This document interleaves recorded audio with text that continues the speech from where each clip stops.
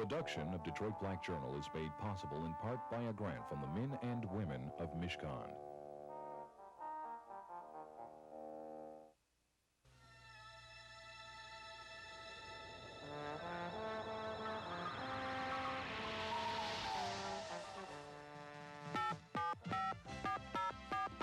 Hello, Detroit Black Journal, you're on the air.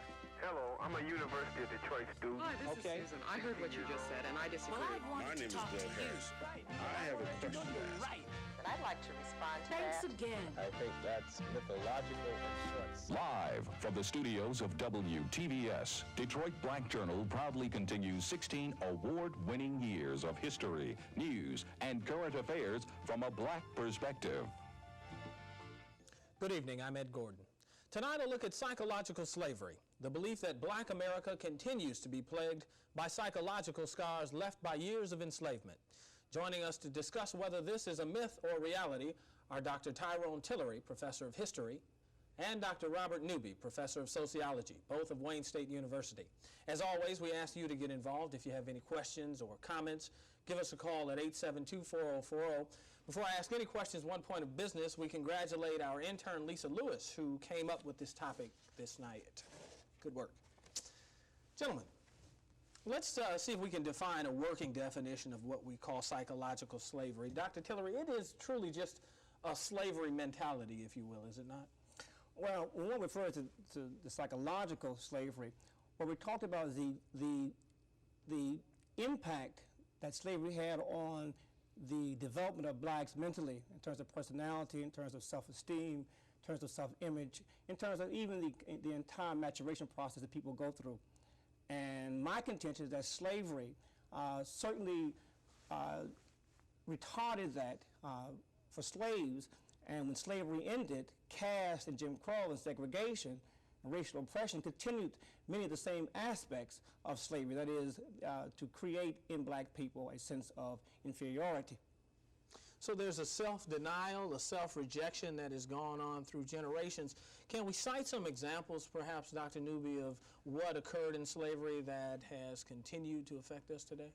Well, slavery really was a degraded position. I mean, it was a low-status position, and people were not given the regard that was really a part of their humanity.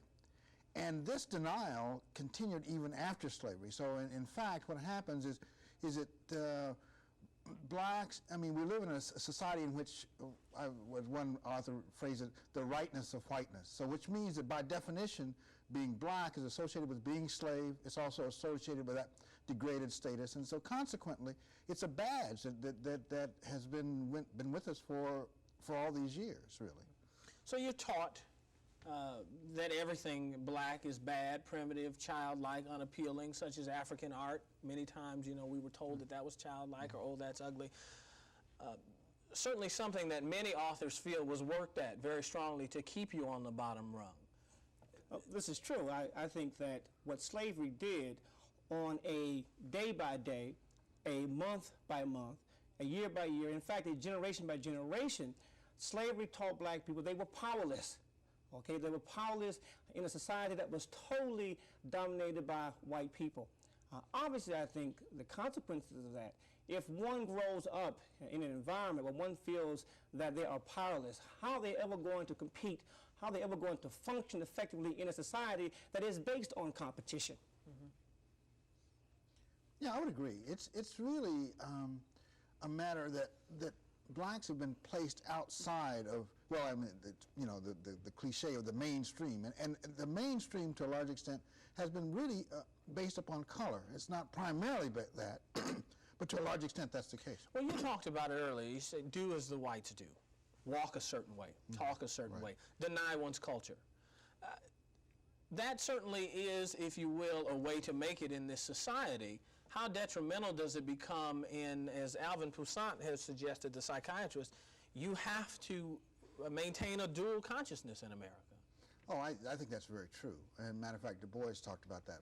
And it's really, in a sense, it's essential that you recognize for your own integrity, your blackness, while at the same time it's essential that you understand the broader society and be able to participate in it without, and to some extent that's been a problem, because there are a number of people who have not had that opportunity and who don't participate in the broader society, and that's problematic. Let's talk about today.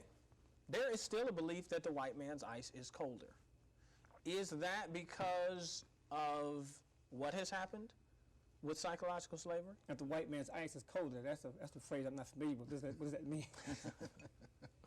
Well, there's a belief that whatever he does is going to be better than a black person. Okay, certainly. I think that again is the long-term effects of slavery, and not just slavery, because the same mechanisms of control that kept slavery in place were also used to keep blacks in place in the post-slavery period through caste, Jim Crow. We must keep in mind that it was only a few years ago that Supreme Court even struck down separate but equal. And we just had, in '65, a civil rights bill. We're talking about a very short history. Now, we're also talking about attitudes. We're talking about attitudes, and these are the hardest things to get rid of, an attitude of inferiority once once a person has internalized these negative attitudes. Can we point to some prime examples that happened today in 1987 as the effects of psychological slavery that plagued blacks? I don't think blacks have the same confidence in themselves that white people do. Okay, now that obviously one may look at economic factors, one may look at employment, things like that, but those things too are a part of a history, a 400-year-old problem. Okay, that blacks, when they apply for positions, when they apply for jobs, even if they're qualified, they apply in a milieu that is all white, basically, still. And it is an awesome, I think, reality for blacks when they apply for jobs, when they believe that, again, white people are somehow better, that they will do a better job. It's an attitude. And it's also, I mean, we have to understand, we have to realize as well that I mean, it is a white society that gives us definitions, right? I mean, these definitions don't just fall from the sky, and it's just not something that black people just assumed, but they're reinforced by the culture in every way that you can think of. And so consequently, it's the way in which we get defined. And for example, I mean, to talk about black history, that's not real history. I mean, that's another kind of history, right? So in fact, it's a complete denial of what it means to be black. And so the society does that. In fact, like my area is race relations. And in the field of sociology, race relations is probably low status. I mean, if you do something with numbers and something like that that looks, I don't know, at some power part of the society, you might be looked upon favorably. But I'm just saying that there is this general disregard for people of color in the society, and it's reinforced in many, many ways. But what about the effects of how it deals with the psyche? In other words, let's look at the work ethic. Right. Okay? Mm-hmm. That certainly has had an effect on black people and how we look at the work ethic. And many people, Naeem Akbar, who perhaps is the most prominent person in dealing with this particular topic in the United States, has suggested that many blacks don't see the work ethic as important as others because work was used as punishment in slavery time. Well, work was exploitation. I mean, it's for somebody else's benefit, not your own. I mean, when you talk about the millions of years of slavery, I mean, in terms of the person years of slavery, and the fact that somebody else got the full benefit of that labor and the slaves got absolutely none, I mean, that tells us a lot about what it was all about. In fact, when you say that the wealth of this country was built on the backs of slaves, and there's a total dismissal of that because slaves were supposedly unimportant, except the South and that whole slavery period created the wealth in which this country was built. But I disagree with part of this, okay? I do believe that blacks have had a high regard for the work ethic. Those blacks which have been allowed to participate even to a small degree in the society have been one of the society's hardest workers. They've had a very high regard for the work ethic. Those obviously who have been shut out of this society have developed an attitude that no matter what they do, they would not be able to do well or be able to participate in this society. That is the point here, I think. Okay. Hang on, we'll go to the phone lines and get some of the people at home involved. Hi, you're on DBJ, go ahead. Yes, this term that's being psychological slavery, yes, it begins with acceptance. Now, I have a little formula here I'd like to read. Okay, quickly, please. Okay, well, from the time someone that suggests that you're inferior, we defend the point. Then from the time we defend the point, they reject our argument. They reject the argument of our defense, and that equals psychological slavery automatically. Okay. Why do we have to defend ourselves? Okay, why is that? Well, I think it's important. I think it's essential. It would be good if we could say, well, we don't care what the larger society believes about us. We will live on our own definitions. The point simply is that we do live in a larger society, and in fact, we have to more or less deal with that. We have to deal with that question. It's a serious one. Although I must say that I think one of the important things that came out of the 60s was the fact that we redefined ourselves. I think the impact of Malcolm X, etc., on acceptance, I mean, of the term black as opposed to Negro, I think is one important aspect of that. Of course, again, I think we've simply depended too much on white definitions. I think we've been too concerned about what whites think, period. I think Du Bois said it some years ago that at that point even, it was time for blacks to embark upon a period of self-realization and self-direction. Blacks need to define for themselves because obviously the interests of blacks and the interests of whites are not identical. You cannot expect them to see things from our point of view anyway, from our own experience. Okay, back to the phone lines. Hi, you're on DBJ, go ahead. Yes, Courtney Minion from Detroit. The question I have is this: why are all these learned men that we see who are black on television always come up with this idea that blacks have to live in a white world? According to history, I've done an extensive study on Egypt, we invented science. We invented geometry. We invented the ideas that today propel the white man and his society into space. Why that we don't go back? Why does black history start with slavery? If we go back, we will find that everything that is in society, we invented. Why is it? Okay, let's give him a chance to answer that. Well, I don't begin my course with slavery. I begin my course with the short history of Africa, at least the West African kingdoms. And I do discuss the contributions of Africa before the white invasion of Africa and the slave trade. Again, I also agree with you that I don't think it is always necessary for us to define things in terms of, or be as concerned about what whites think about things. We have our own reality, but at the same time, there's also a larger reality in that this is a country that is populated, that whites are the dominant group. They are a numerical majority. They also wield the levels of power in this society. So you cannot ignore them. At the same time, you cannot allow them to define too much for you. Yeah, I think that's even more on that is the point that while we don't, if you're going to talk about blacks in America, it's impossible to talk about blacks in America without talking about what our relationship is to this larger society. I mean, we cannot just be isolated and pretend somehow or another that we don't participate in this larger society. And in terms of where we work, where we go to school, all these institutions that we have to interface with on a daily basis. Well, let me ask you quickly, and I'm going to get right back to the phone lines, but if in fact we want to function in a society that is predominantly white, can we use our own definitions as we're suggesting this evening? Is that a plausible way to go with it? It's not an either-or situation. Of course, we can and we must, in many instances, use our own definitions. By the same token, there are some other definitions that are imposed upon us that we have to deal with, either in terms of our rejection or our wrestling with it in some way, but we can't ignore them. Yeah, a good example of that was some years ago, there was this big discussion of busing for racial balance. Black people never offered an argument that we were going to bust for racial balance. That was an absurd argument that was put forth by white people who were opposed to busing. Black people wanted to bust to ensure they would have quality education. But again, we allowed white people to define for us what busing was about, and we fell into the trap. We allowed them to define the argument for us. Okay, now where does the psychological slavery come in when we're talking about them just allowing them to define it? Is that the biggest scar that we still hold? Psychological slavery is simply where you simply do not feel good enough about yourself to create your own futures. Okay. Okay, back to the phone lines. Hi, you're on DBJ, go ahead. Yes, my question is simply as this. How long do you think it may take for the black man in the United States to reach a plateau of equality or a degree of equality that might be satisfactory to him as a minority? Okay, thank you.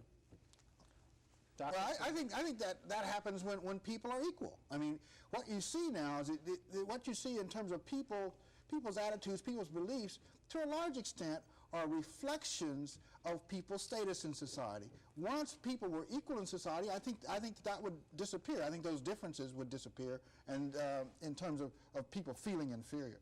How long, though, as he suggested? I mean, is that something that we can really expect to happen in the next 5 years, 10 years, in your lifetime? Well, I think it's going to take massive changes for that to happen. I think we're talking about a very different society for that to happen. Yeah, I cannot see it in the foreseeable future. What we see, in fact, are many of the age-old attitudes cropping up and have become even more acceptable today. The old attitudes of racism, as we see the resurgence of the Klan and other sorts of things. It's almost popular now to be a racist again today. Okay. Hi, you're on DBJ. Go ahead. Hello, my name is Willie Gall of Detroit.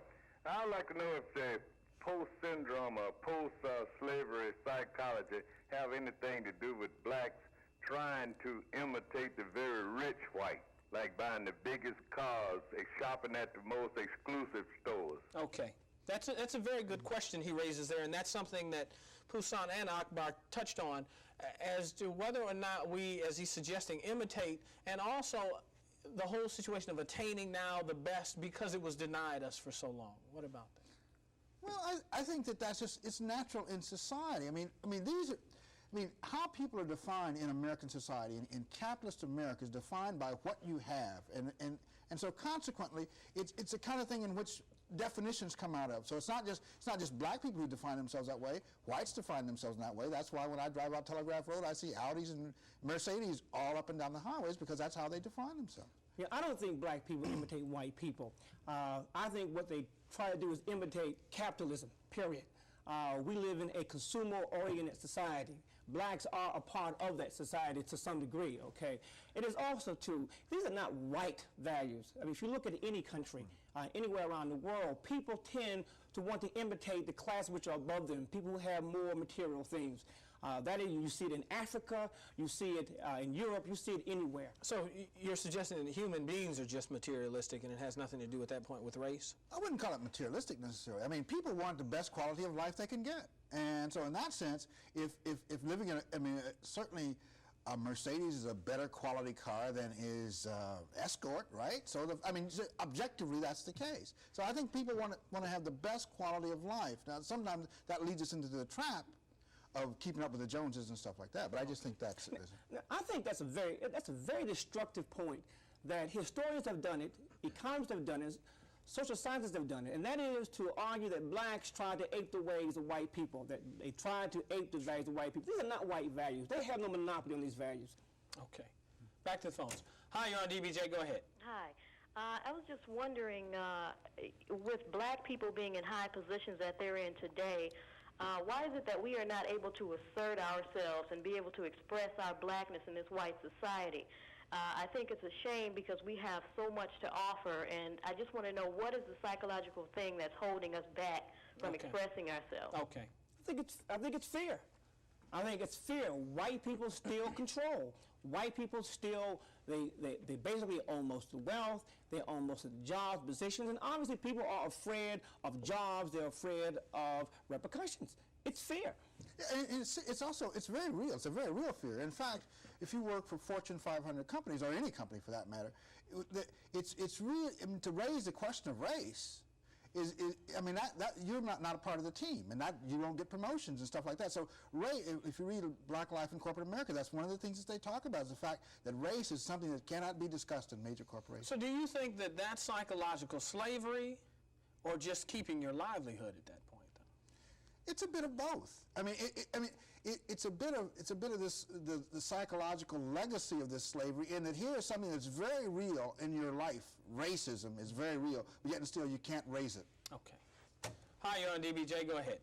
Hi, my name is Reverend Tyus, and the question I have is, I've noticed a big change in the church of today and the church of the past in reference to this activity in the community, and I'm wondering if the black leaders in the church today have somehow given over to this racial psychology that we can't, so let's just make money and just keep doing what we've been doing. Okay.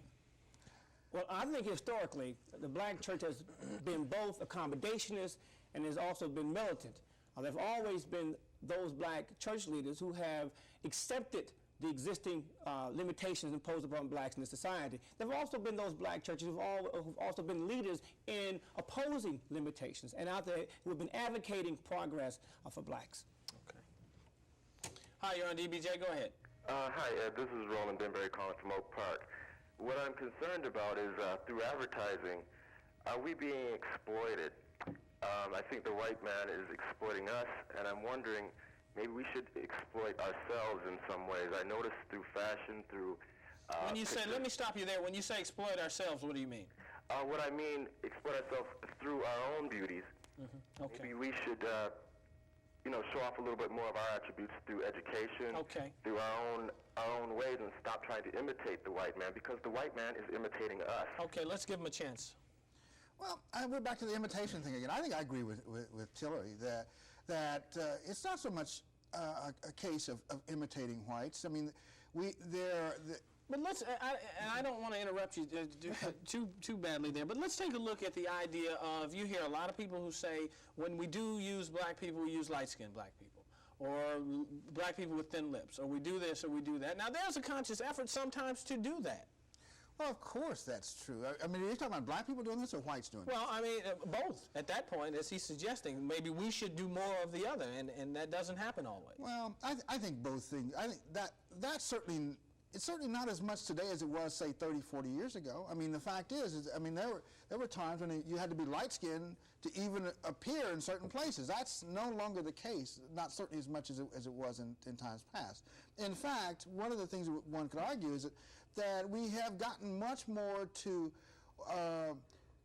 achieve, through education, achieve status in that regard. What about the images that we see? Certainly, they are not images of black people for the majority. What can we do to alleviate that? Well, obviously, I think that, I mean, the issue of images in terms of color, okay, white people have not used blacks, period, okay, so I think it's to some extent a peripheral or sort of a moot issue here. I think obviously, though, blacks have to, again, they have to define for themselves what kind of images they want to see on TV. Do we use this as black people as scapegoating on occasions, or a lot, to say I can't make it because of this, and perhaps we just aren't trying that hard? Is that a fair assessment? I don't know. I think people are trying hard. I mean, we live in a very cruel world. I mean, we live in a world in which, I mean, just a few weeks ago, 29,000 people got laid off from General Motors, or at least that's about to happen. I mean, there are going to be many more of those. We're talking about a lot of people who a few years ago, 20 years ago, were living in a plantation system. They've all been pushed off the plantation now. Now they're being warehoused in cities. I mean, we're not addressing, in a sense, these real important structural aspects that have pushed black people to the side. We talked about, though, the 50s and the legal gains, and the 60s and the 70s and the whole black power movement. But still in the 1980s, Jesse Jackson had to say, I am somebody, and believe that. What happened to that big muscle that we had during the 60s and the 70s of the black power, the black pride movement? Why did that wane? Well, I'm not really sure how big that muscle was to begin with. Okay, I think, when the movement reached its peak in 1965, okay, with the Voting Rights Act, I think what happened was that the most crucial aspect of black society that was left undone was economic equality. That continues to plague blacks. That was an issue that white people were not willing to concede on. I mean, again, the program that came out of the 60s were programs which were stopgap. They were not designed at alleviating the structural problems that Bob refers to here.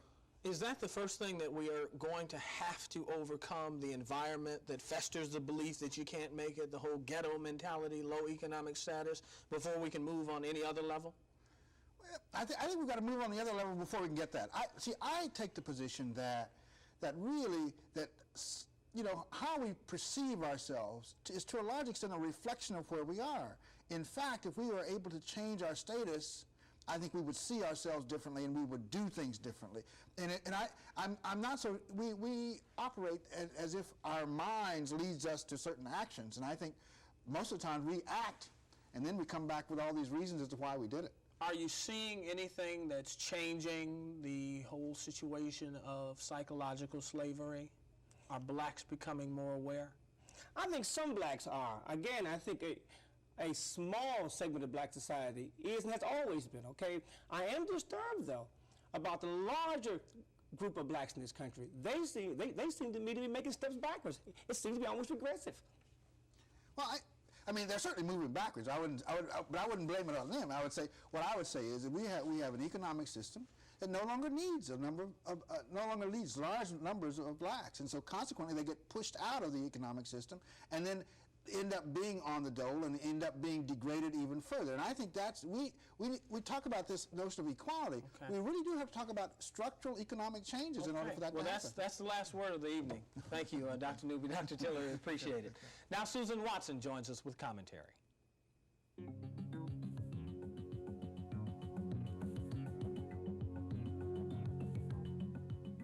A friend of mine was flying home from New York last summer when the plane ran into engine trouble. The pilot, in confident tones, reassured the passengers that things were under control. My friend felt immediately better. A few minutes later, the pilot walked into the cabin. My friend almost died. The pilot was black, and my friend was convinced that a black pilot, who incidentally looked like her, could never land that plane.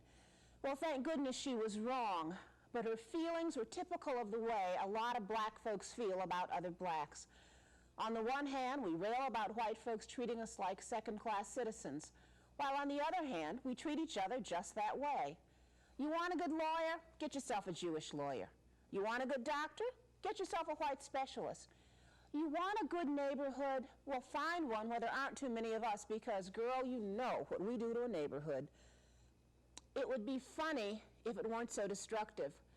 Our slave chains are long gone, but we still bind ourselves with invisible chains.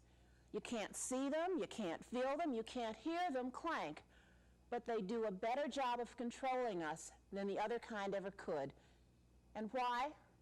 Because once a person believes he is inferior, you no longer have to chain him down. He will do the job himself.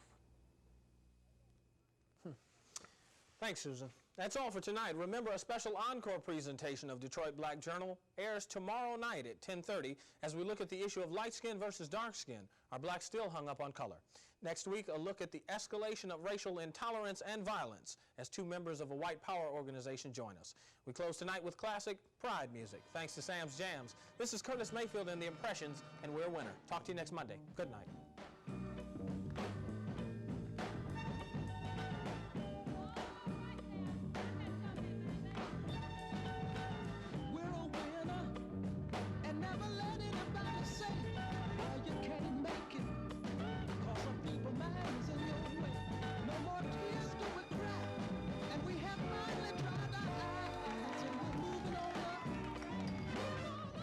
Detroit Black Journal is a live television production of WTVS Channel 56. The opinions expressed on Detroit Black Journal are those of the participants and not necessarily those of the staff and management of Channel 56.